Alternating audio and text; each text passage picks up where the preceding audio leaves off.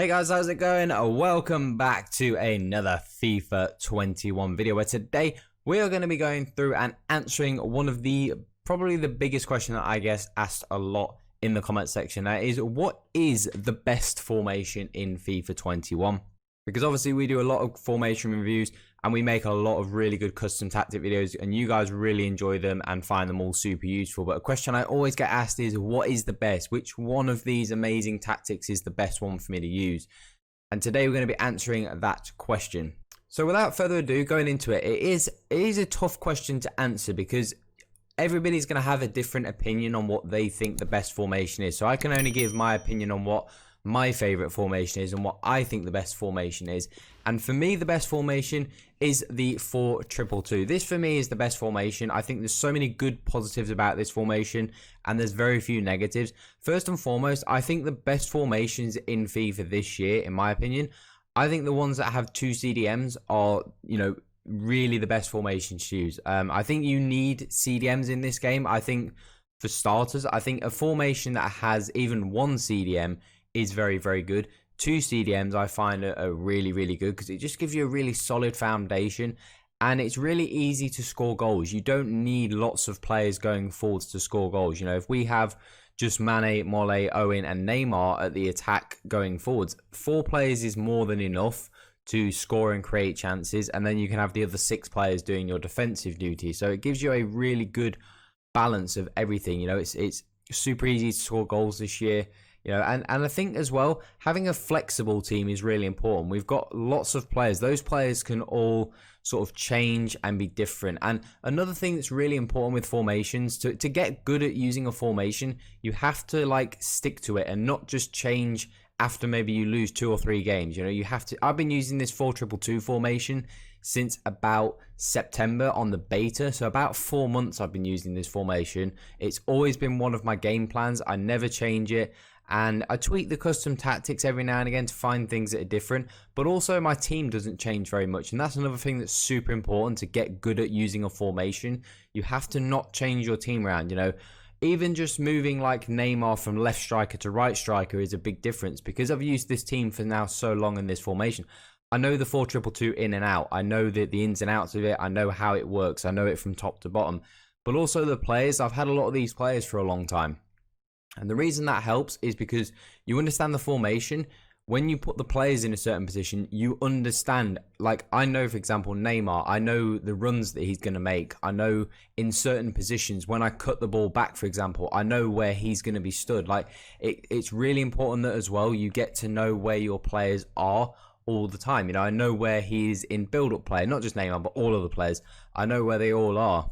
And that's really, really important because the more familiar you can become with a formation and the players in that formation, that's probably the biggest thing that will help you. If you're constantly changing formation, changing players, you're constantly having to get used to sort of where the players run, where they'll be, how to use certain formations. So it's really important, if you get a formation you're happy with, stick to it, which is why I stuck to this 4-2-2. And these tactics are the ones that I built about 2 weeks ago. This pressure on heavy touch, I changed to this. It was a game changer. It's really big for me. It's really helped. And it's just made a massive difference. These custom tactics, as I said, I changed them about 2 weeks ago. And they're so good. They're so good. And they work. They're so flexible. They just give you a good balance of everything. I very rarely, even playing on pressure on heavy touch, very rarely do I get countered. It does happen from time to time, as it does to everybody in this game. And as well, playing on 6 depth, some people might look at that and think that's a really high depth.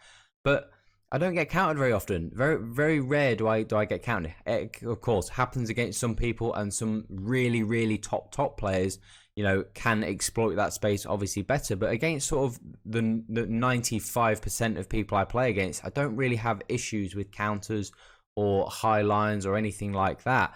The long ball is super effective for this 4-2-2 formation. Again, allowing that front 4 to get in and just do a lot of the business for you. And the narrowness on the width is super important as well. Just allows those wide cams to have a slightly narrower starting position. Just allows the link-up play between sort of your CDMs to your cams and then your cams to your strikers. And that is another thing to note. The link-up play in this formation is so good. from, let's say Varane gets the ball, it's just a short pass up to Alan. You know, it's just a very short one that gets it to him, and then Alan to Mane, they're able to link up. Neymar, we have certain custom tactics and instructions that get him involved in a different way. We can see that Neymar we have on stay central and false 9. So Neymar just drops in ever so slightly behind Owen, just to make it that link up play again a little bit easier. So if Alan wants to pass the ball to Mane, maybe Mane's covered, Neymar on that false 9 just drops in behind Owen and he's an option. So now I have 2 options to pass the ball and my opponent can't possibly cover 2 passing lanes at the same time. So this is the thing, super important that you get to know your formation and the players in it. Whilst Owen we have on stay central and getting behind. So Owen is that threat in behind, obviously utilising that pace. And Neymar, because he's got better passing, I decided to have him on the false 9. And he jumps in there and links the play up very well between whether it's Mane, Alan, Sissoko and Mole. And then the 2 wide cams, Mole we got on free roam, and then Mane we've also got on free roam.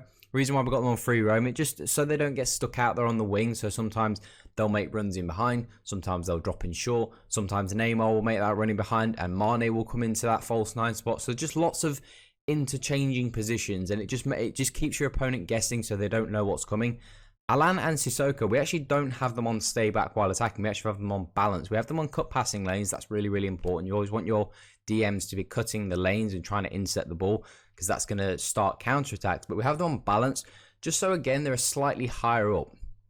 We don't want these guys sitting too deep, because then if these guys are sitting deep and Mane, Neymar, Owen and Mole are a bit higher up the pitch, there's going to be a bit of a disconnect between your defensive players, your defensive 6 if you like, and your front 4. There's going to be quite large gaps, so you're going to have to be playing some risky passes to get the balls up to them. So we have these guys on balance just to make that link up play a little bit easier.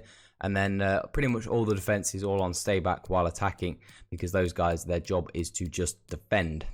But we can see the success that we have. You know, this Michael Owen card, you know, 43 games, 49 goals and 35 assists for a striker. Very, very good statistics. You know, Mole playing primarily as a right cam, 40 games, 22 goals, 10 assists. That is pretty good stats. Mane I've had for a long, long time, 115 games, 46 goals, 65 assists. Goals are a little bit low, but assists are very, very good for considering he plays at a left cam the whole time. And then Neymar, considering he plays in that false 9 spot, 65 games, 68 goals and 45 assists. Obviously Neymar is amazing in this game, full stop. But the thing to note with this formation, why I said flexibility is super important, because not only do I use this in my main formation, this is what I go into every weekend league. I go in with that 4-2-2-2. But even like when I'm doing Silver Stars, for example, I will use this 4-2-2-2 and these custom tactics. Now we can see this is my Silver Stars team.